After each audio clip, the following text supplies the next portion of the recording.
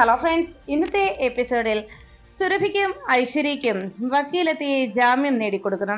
വക്കീലിനോടൊപ്പം പുറത്തേക്കിറങ്ങിയ സുരഭിയും ഐശ്വര്യയും വക്കീലിനോട് നന്ദി പറയുമ്പോൾ വക്കീൽ പറഞ്ഞു, എന്തായാലും നിങ്ങൾക്ക് ജാമ്യം നേടിത്തരാൻ എനിക്ക് കഴിഞ്ഞു. പക്ഷേ കേസ് നേടിയെടുക്കാൻ കഴിയുമോ എന്നതിൽ എനിക്ക് സംശയമുണ്ട്. കാരണം ഐശ്വര്യക്കെതിരെ പോലീസിന്റെ കയ്യിൽ കിട്ടിയിരിക്കുന്നത് അത് വ്യക്തമായ തെളിവുകൾ തന്നെയാണ്. അതുകൊണ്ട് തന്നെ ആ തെളിവിന്റെ അടിസ്ഥാനത്തിൽ തീർച്ചയായിട്ടും കോടതി ഇതിന് ശിക്ഷ വിധിക്കുക മാത്രമേ ചെയ്യാൻ സാധ്യതയുള്ളൂ. ഇനി കോടതിയിൽ നിന്ന് എങ്ങനെയെങ്കിലും രക്ഷ കിട്ടണമെന്നുണ്ടെങ്കിൽ ആദ്യം ആ എവിഡൻസ് ഇല്ലാതാക്കണം. അവരുടെ കയ്യിൽ കിട്ടിയിരിക്കുന്ന ആ തെളിവുകൾ നശിപ്പിക്കപ്പെടണം. എന്നാൽ മാത്രമേ ഉള്ളൂ ഈ ഒരു പ്രശ്നത്തിൽ നിന്ന് രക്ഷപ്പെടാൻ കഴിയുകയുള്ളൂ എന്ന് ഐശ്വര്യയോടും സുരഭിയോടും വക്കീൽ ഓർമ്മിപ്പിച്ചു. ഇത് കേട്ട ഐശ്വര്യ പറഞ്ഞു, അതിനെന്താ വക്കീലെ ഒരു പോംവഴി എന്ന ഐശ്വര്യയുടെ ചോദ്യത്തിന് വക്കീല് പറഞ്ഞത്, ഒന്ന് മാത്രമേ എനിക്ക് പറയാൻ കഴിയൂ. നിങ്ങളെ ജാമ്യത്തിലെടുത്തതുപോലെ കോടതിയിൽ നിന്ന് രക്ഷപ്പെടുത്തിയെടുക്കാൻ കഴിയുമോ എന്ന് എനിക്ക് എപ്പോഴും ഉറപ്പ് പറയാൻ കഴിയില്ല. അതുപോലെയാണ് ഈ ഒരു പ്രശ്നത്തിന്റെ അവസ്ഥ എന്നറിയിച്ചു. അത് കേട്ട ഉടനെ തന്നെ ഐശ്വര്യ ആകെ ടെൻഷനിലായി. വക്കീൽ അവിടെ നിന്ന് പോയതിനു ശേഷം സുരഭി പറഞ്ഞു, മോളെ, ഈ ഒരു അവസ്ഥയിൽ നിന്നെ രക്ഷിക്കാൻ ഇനി ജയേഷിന് മാത്രമേ കഴിയുകയുള്ളൂ. നീ എന്തായാലും ജയേഷിനെ ഒന്ന് വിളിക്ക്. ജയേഷിന് എന്തെങ്കിലും ചെയ്യാൻ കഴിഞ്ഞാലോ എന്ന് ചോദിച്ചപ്പോ സുരഭിയോട് ഐശ്വര്യ പറഞ്ഞു, അമ്മേ, ജയേഷിനെ കൊണ്ട് ഇനിയൊന്നും സാധിക്കുമെന്ന് എനിക്ക് തോന്നുന്നില്ല. കാരണം ജയേഷ് ഇപ്പോൾ തന്നെ സസ്പെൻഷനിൽ നിൽക്കുന്ന ഒരു പോലീസ് ഉദ്യോഗസ്ഥനാണ്. അതുകൊണ്ട് തന്നെ ജയേഷിന് എന്തെങ്കിലും ചെയ്യാൻ കഴിയുമോ എനിക്ക് സംശയമാണെന്ന് പറഞ്ഞതും ഉടനെ തന്നെ ജയേഷിനെ ഒന്ന് വിളിക്കാനായി സുരഭി നിർബന്ധിച്ചു. എന്താണെങ്കിലും ജയേഷിനെ വിളിച്ച് കാര്യം സംസാരിക്കാം. അപ്പോൾ എന്തെങ്കിലും ഒരു പോംവഴി ഉണ്ടെങ്കിൽ ജയേഷ് പറഞ്ഞു തരാതിരിക്കില്ലല്ലോ എന്ന് പറഞ്ഞതും വേഗം തന്നെ ജയേഷിന്റെ ഫോണിലേക്ക് സുരഭി പറഞ്ഞനുസരിച്ച് ഐശ്വര്യ വിളിച്ചു. ജയേഷ് കോൾ എടുത്തതും ജയേഷിനോട് ഐശ്വര്യ വിവരങ്ങളൊക്കെ വിശദമായി പറയുന്നു. ജയേഷ് ഞങ്ങൾ ആകെ പ്രശ്നത്തിലാണ് എന്നും തന്റെ ഇപ്പോഴത്തെ അവസ്ഥ എന്താണെന്നും ജയേഷിനെ വിശദീകരിച്ച് പറഞ്ഞു കേൾപ്പിക്കുന്നു ഐശ്വര്യ. എല്ലാം കേട്ടതിന് ശേഷം ജയേഷ് ഐശ്വര്യയോട് പറഞ്ഞു, ഇപ്പോ ഇങ്ങനൊരു അവസ്ഥ വരാൻ കാരണക്കാരി ആ ശ്യാമയാണ്. എങ്ങനെയും ആ പോലീസ് സ്റ്റേഷനിലുള്ള തെളിവുകൾ നശിപ്പിക്കപ്പെടണം. എന്നാൽ മാത്രമേ എനിക്ക് രക്ഷപ്പെടാൻ കഴിയൂ എന്ന് പറഞ്ഞപ്പോൾ ജയേഷ് പറഞ്ഞു, ഐശ്വര്യ, അങ്ങനെയുള്ള എവിഡൻസ് നശിപ്പിക്കുക എന്ന് പറഞ്ഞാൽ അതത്ര നിസ്സാരമായിട്ടുള്ള കാര്യമല്ല. എന്തായാലും ശ്യാമയുടെ കാര്യം ഓർത്ത് ഇനി നിങ്ങൾ ആധി പിടിക്കേണ്ടതില്ല. ശ്യാമയ്ക്ക് ഇനി അധികം ആയുസില്ല. ഉടനെ തന്നെ ശ്യാമയെ ഞാൻ പറഞ്ഞതുപോലെ തന്നെ ഇല്ലാതാക്കും. നാളെയാണ് ശ്യാമയുടെ അവാർഡ് ഫംഗ്ഷൻ. നാളത്തോടെ ശ്യാമയുടെ ജീവിതം എന്നേക്കുമായി ഈ ലോകത്തോട് വിട പറയും. അതിൽ പരം വേറെ സന്തോഷമൊന്നുമില്ലല്ലോ. അതുകൊണ്ട് അതിനു വേണ്ട കാര്യങ്ങളൊക്കെ ഞാൻ റെഡിയാക്കിയിട്ടുണ്ട്. താൻ സമാധാനത്തോടെ പൊയ്ക്കോ. ഇനി എന്താ വേണ്ടെന്ന് എനിക്കറിയാം എന്ന് ജയേഷ് അറിയിച്ചു. ജയേഷിന്റെ വാക്കുകൾ കേട്ട ആശ്വാസത്തിൽ അങ്ങനെ ഐശ്വര്യ ഉടനെ തന്നെ തന്റെ ആഗ്രഹം സാധിച്ചു കിട്ടുമെന്നും എത്രയും വേഗം തന്നെ ശ്യാമയുടെ ജീവിതം ഇല്ലാതാകുമെന്നുള്ള ആ സന്തോഷത്തിൽ അങ്ങനെ ഐശ്വര്യയും സുരഭിയും ആ സന്തോഷ വാർത്ത കേൾക്കാൻ കാതോർത്തിരിക്കുകയാണെന്ന് ജയേഷിനെ അറിയിച്ചു. അത് കേട്ട ജയേഷ് പറഞ്ഞു, നാളെ എന്തായാലും TV ഓൺ ചെയ്ത് തന്നെ വെച്ചോളൂ. നാളെ ബ്രേക്കിംഗ് ന്യൂസ് ആയിരിക്കും. ഗായിക ശ്യാമ അവാർഡ് ദാന ഫംഗ്ഷനിൽ അവാർഡ് സ്വീകരിക്കാനായി വന്നെത്തിയ ശ്യാമയ്ക്ക് തലയ്ക്ക് വെടിയേറ്റ് മരണം സംഭവിച്ചു എന്നുള്ള വാർത്ത ഫ്ലാഷ് ന്യൂസായി വരും. നോക്കിയിരുന്നോ എന്ന് ജയേഷ് ഐശ്വര്യയോട് അറിയിച്ചു. അത് കേട്ടതോടെ ഐശ്വര്യ സന്തോഷത്തോടെ, അതാണെങ്കിലും മതി. എന്റെ ജീവിതം തകർത്ത ആ ശ്യാമ അവൾ ഇനി ഒരിക്കലും സന്തോഷത്തോടെ ജീവിക്കാൻ പാടില്ല എന്നറിയിച്ചു. ഈ സമയത്ത് ശ്യാമയോടൊപ്പം ഫംഗ്ഷന് പോകുന്നതിന് വേണ്ടിയുള്ള ഡ്രസ്സ് സെലക്ട് ചെയ്യുകയായിരുന്നു ശ്രീകുട്ടി. ശ്രീകുട്ടിയോട് അശ്വതി പറഞ്ഞു, മോളെ, അമ്മ എടുത്തു തരാം എന്ന് പറയുമ്പോൾ വസുന്ധരാമയുടെ അരികിലേക്ക് ആ ഡ്രസ്സും എടുത്തുകൊണ്ട് ശ്രീകുട്ടി ഓടിയെത്തി. മുത്തശ്ശി, ഇതെങ്ങനെയുണ്ട്? ഇത് മതിയില്ലേ ശ്യാമേച്ചിയുടെ ഫംഗ്ഷന് പോകാൻ? ഞാൻ ഈ ഡ്രസ്സ് ഇട്ടാ പോരെ എന്ന് ചോദിച്ചപ്പോൾ വസുന്ധരാമ ആ ഡ്രസ്സും നോക്കി. എന്നിട്ട് പറഞ്ഞു, ശരി, ഇത് മതി. ഈ ഡ്രസ്സ് തൽക്കാലം ഇട്ടാൽ മതി എന്ന് വസുന്ധരാമ സമ്മതിച്ചു. അങ്ങനെ വസുന്ധരാമ അതിന് സമ്മതം മൂളിയത് കേട്ട് പെട്ടെന്ന് ശ്രീകുട്ടി, എന്നാ ഞാൻ പോയി റെഡിയാകട്ടെ എന്ന് പറഞ്ഞ് ഡ്രസ്സ് എടുത്തുകൊണ്ട് ഓടിപ്പോകാൻ തുടങ്ങുമ്പോഴേക്കും ശ്രീകുട്ടിയെ വേഗം അശ്വതി തടഞ്ഞു നിർത്തി. മോളെ, പോകാൻ വരട്ടെ, അവിടെ നിൽക്കുക എന്ന് പറഞ്ഞ് ശ്രീകുട്ടിയെ അശ്വതി തടഞ്ഞു നിർത്തുമ്പോൾ ശ്രീകുട്ടി പറഞ്ഞു, അമ്മേ, ഞാൻ ഒരുങ്ങിക്കോളാം. ഞാൻ ഇപ്പൊ തന്നെ പോയി റെഡി ആയിക്കോളാം. അമ്മ എന്നെ വെറുതെ തടഞ്ഞു നിർത്തണ്ട.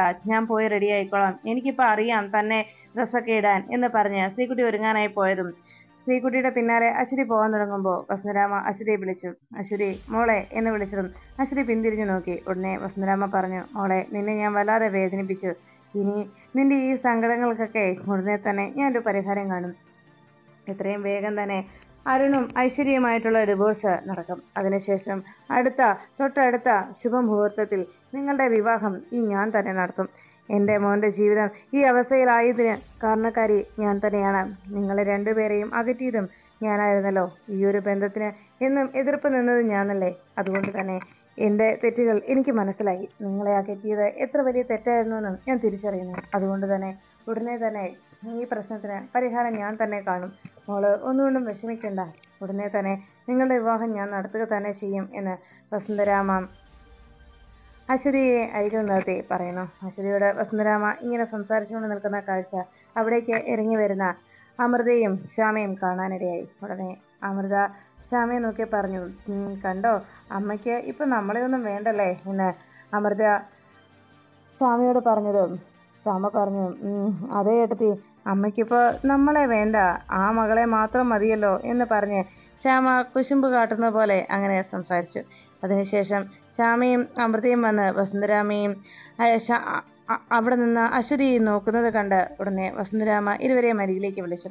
അമൃതയും ശ്യാമയും കൂടി അരികിലേക്ക് ചെല്ലുമ്പോൾ ശ്യാമ പറഞ്ഞു, ഏട്ടത്തി, ഇനി നമ്മളെയൊന്നും അമ്മയ്ക്ക് കാണാൻ പോലും താല്പര്യം കാണില്ല, നമ്മളോടൊന്നും ഇനി ഒട്ടും സ്നേഹവും ഉണ്ടാവില്ല അല്ലേ എന്നൊക്കെ പരിഭവം എന്ന രൂപത്തിൽ ശ്യാമ സംസാരിക്കുന്നത് കേട്ട് വസുന്ധരാമ വേഗം ശ്യാമയുടെ ചെവിക്ക് പിടിച്ചു. ആഹാ, അത്രയ്ക്കായോ നീ എന്ന് ചോദിച്ച് ശ്യാമയുടെ ചെവിക്ക് പിടിക്കുമ്പോൾ ശ്യാമ പറഞ്ഞു, അയ്യോ വിടമ്മേ വിട്, എനിക്ക് വേദനിക്കുന്നു, എനിക്ക് അവാർഡ് വാങ്ങിക്കാൻ പോകാനുള്ളതാണ് എന്ന് പറയുമ്പോൾ വസുന്ധരാമ അശ്വതിയുടെ കവളത്ത് ഒരു ഉമ്മ കൊടുക്കുന്ന കാഴ്ച കണ്ടുകൊണ്ടാണ് അവിടേക്ക് ശ്യാമയും അമൃതയെടുത്തിയും എത്തിയത്. അതുകൊണ്ടായിരുന്നു കുശുമ്പ് കൂടി ഇങ്ങനെ ഇരുവരും പറഞ്ഞത്. ഇത് കണ്ട ഉടനെ വസുന്ധരാമ 3 മക്കളെയും ചേർത്ത് പിടിച്ചിട്ട് പറഞ്ഞു, എന്നാലേ ഇനി എന്നും എനിക്ക് എൻ്റെ ഈ 3 മക്കളും എൻ്റെ അരികിൽ തന്നെ ഉണ്ടായേ പറ്റൂ, അതേ നടക്കൂ, അങ്ങനെ അല്ലാതെ എനിക്ക് പറ്റില്ല എന്ന് പറഞ്ഞ് ആ 3 പെൺമക്കളെയും ചേർത്ത് പിടിച്ച് വസുന്ധരാമ സന്തോഷപൂർവ്വം അവർ ഒരു നല്ല അമ്മയായി മക്കളെ 3 പേരെയും ചേർത്ത് പിടിച്ചങ്ങനെ നിൽക്കുമ്പോൾ ആ സന്തോഷത്തിൽ അമൃതയും ഒപ്പം അഭിരാമിയും ശ്യാമയും വലിയ സന്തോഷത്തോടെ അമ്മയുടെ സ്നേഹം പങ്കുവെക്കാൻ കിട്ടിയതിൻ്റെ സന്തോഷത്തിൽ അവർ 3 പേരും പരസ്പരം നോക്കി പുഞ്ചിരിച്ചു. അതിനുശേഷം വസുന്ധരാമയും ആദിത്യനും അമൃതയെടുത്തിയും ഒപ്പം ശ്രീകുട്ടിയും റെഡിയായി വാതിക്കലേക്ക് എത്തി. നമുക്ക് പോകാം എന്ന് പറഞ്ഞ് ശ്രീകുട്ടി അരികിലേക്ക് വന്നതും, അല്ല, ശ്യാമ റെഡിയായി വന്നില്ലല്ലോ എന്ന് അമൃതയെടുത്തി അറിയിച്ചു. ഈ സമയത്ത് അഖിൽ ഫോണിൽ സംസാരിച്ചുകൊണ്ട് അപ്പുറത്ത് മാറി നിന്നു. അപ്പോഴാണ് ശ്യാമയെ വിളിക്കാനായി ആദിത്യൻ ശ്രീകുട്ടിയോട് പറഞ്ഞു, മോളി എന്ന് ശ്യാമേച്ചി വിളിച്ചുകൊണ്ട് വാ.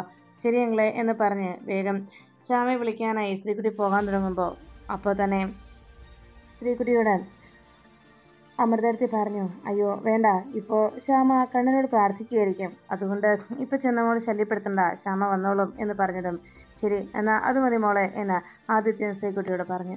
ഈ സമയം ശ്യാമ കണ്ണൻ്റെ അരികിൽ നിന്ന് പ്രാർത്ഥനയോടെ കണ്ണനോട് പറഞ്ഞു, എൻ്റെ കണ്ണ, നീ എനിക്ക് എല്ലാ സൗഭാഗ്യങ്ങളും തന്നു, എൻ്റെ കൂടെ എപ്പോഴും നീ ഉണ്ടല്ലോ, ആർക്കും ഒരാപത്തും വരുത്താതെ എന്നും ഈ കുടുംബത്തിന് സന്തോഷവും സമാധാനവും നൽകണേ എന്ന് മനമുരുക്കി പ്രാർത്ഥിച്ചുകൊണ്ട് ശ്യാമ കണ്ണടച്ചങ്ങനെ നിൽക്കുമ്പോൾ പെട്ടെന്ന് കണ്ണൻ ശ്യാമയ്ക്കുണ്ടാകാൻ പോകുന്ന ആ ആപത്തിനെ മുന്നറിയിപ്പ് നൽകും വിധം ശ്യാമ പ്രാർത്ഥനയോടെ നിൽക്കുമ്പോൾ ശ്യാമയുടെ അരികിൽ നിന്ന് തെളിഞ്ഞു കത്തിയ ആ നിലവിളക്കിൻ്റെ തിരി ആ നിമിഷം അണഞ്ഞുപോയി.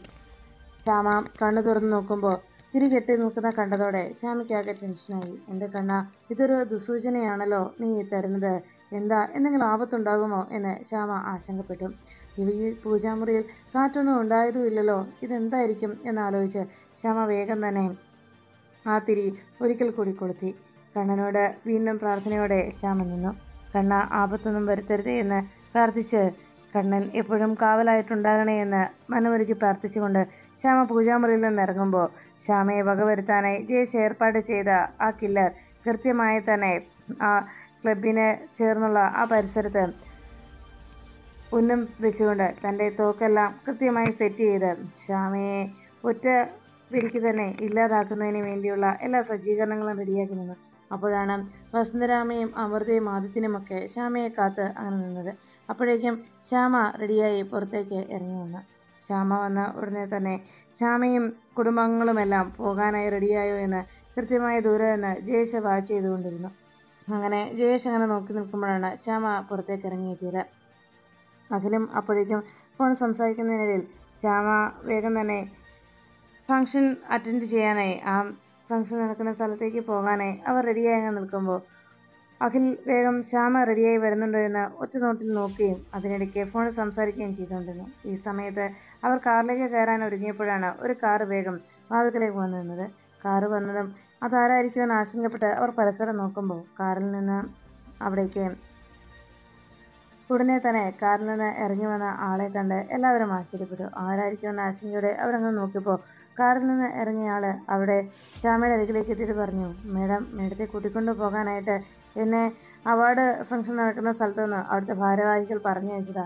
അത് കേട്ട ഉടനെ ഒഫീഷ്യൽ വാഹനമായത്, വേഗം വാ മേഡം എന്നറിയിച്ചു.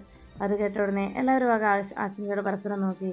അല്ല, ഇങ്ങനെ ഒരു വണ്ടി പറഞ്ഞയക്കുന്നതായിട്ടൊന്നും അവർ ഇൻഫോം ചെയ്തിരുന്നില്ലല്ലോ എന്ന് പറഞ്ഞപ്പോൾ അയാൾ പറഞ്ഞു, അതെ, ഞാൻ ഇങ്ങോട്ട് വന്നപ്പോൾ വഴിയിലൊക്കെ ആകെ ബ്ലോക്കായിരുന്നു, അത് അല്പം വൈകിയത് എന്നറിയിച്ചു.